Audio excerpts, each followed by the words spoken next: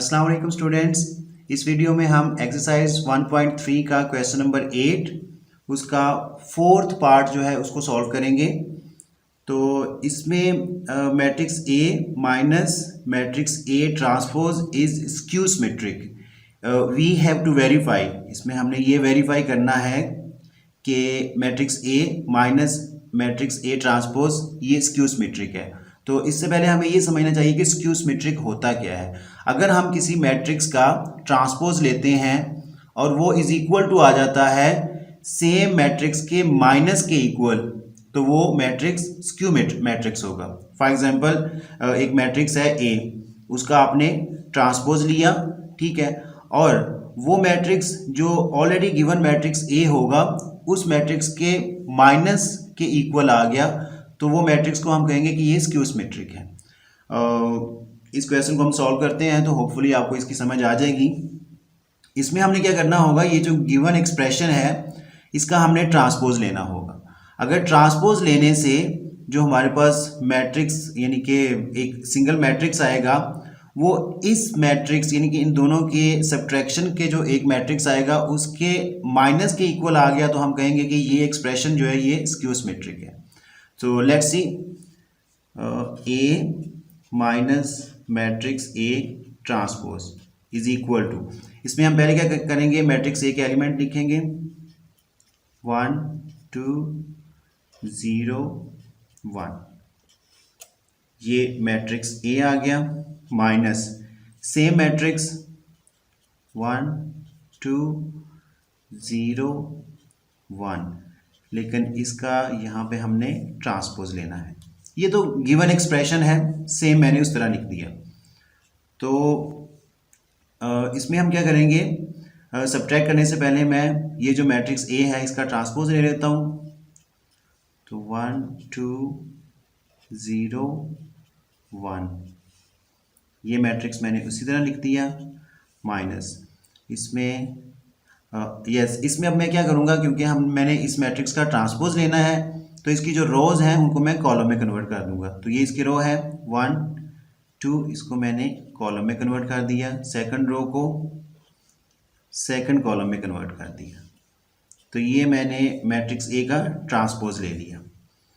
अब क्या करेंगे, ये जो मैट्रिक्स ए है माइनस ये जो हमने मैट्रिक्स ए का ट्रांसपोज लिया है इसमें से इसको सब्ट्रैक्ट कर देंगे। तो 1 माइनस 1 0, 2 माइनस 0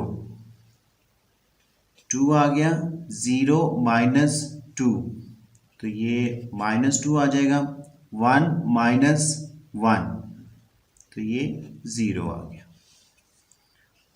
तो स्टूडेंट्स ये हमारे पास आ गया है matrix A minus matrix A transpose, जो गिवन एक्सप्रेशन था उसको मैंने सॉल्व कर दिया है। अब हमने क्या करना है, इसका ट्रांसपोज लेना है, A minus matrix A transpose whole transpose. तो ये जो एक्सप्रेशन है ये अभी हमने रिसेंटली फाइंड आउट किया है, तो इसके एलिमेंट्स लिख देता हूँ मैं 0 2 -2 0। अब हमने इसका ट्रांसपोज लेना है, क्योंकि मैंने लेफ्ट हैंड साइड पे भी होल का ट्रांसपोज लिखा है तो यहाँ पे भी इसका ट्रांसपोज। तो इसका हम ट्रांसपोज लेंगे तो इसमें क्या करेंगे, रोज को कॉलम्स में कन्वर्ट कर देंगे। तो ये रो है 0 2, इसको मैंने कॉलम में कन्वर्ट किया, सेकंड रो को भी मैं कॉलम में कन्वर्ट करता हूँ, तो ये आ गया। अब मैंने क्या करना है, नेक्स्ट स्टेप में इस मैट्रिक्स में से मैंने माइनस का जो साइन है वो कॉमन ले लेना है। आपको पता है कि जब माइनस का साइन कॉमन लेते हैं तो कोई भी गिवन एक्सप्रेशन होता है उसके अंदर जो भी साइन होता है वो चेंज हो जाता है। तो अगर मैं माइनस कॉमन ले लेता हूँ तो 0 तो खैर 0 ही रहेगा, ये +2 हो जाएगा, और ये जो ऑलरेडी +2 है ये -2 हो जाएगा, और 0 तो 0 ही रहेगा। तो ये मैंने A minus A transpose whole transpose निकाल लिया।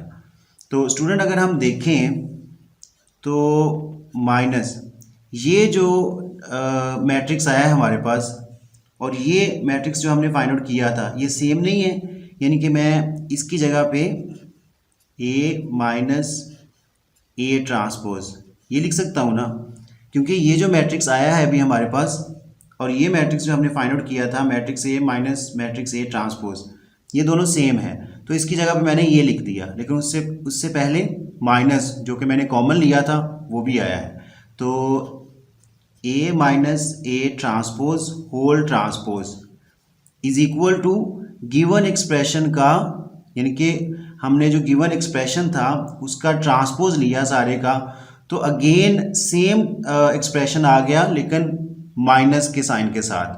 तो जो इस तरह का एक्सप्रेशन हो जिसका हम होल का ट्रांसपोज लें और वो सेम एक्सप्रेशन आ जाए लेकिन माइनस के साइन के साथ, तो हम कहते हैं कि ये जो गिवन एक्सप्रेशन है ये स्क्यू सिमेट्रिक है।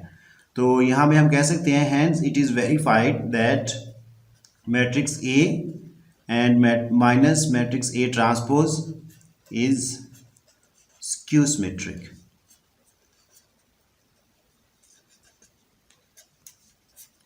आई होप आपको इस क्वेश्चन नंबर 8 के पार्ट 4 की समझ आ गई होगी। इवन दैट अगर आपकी कोई क्यूरी हो, कोई क्वेश्चन हो तो आप कमेंट बॉक्स में लिख सकते हैं। I will be there to reply your question और any query. Thanks for watching the video.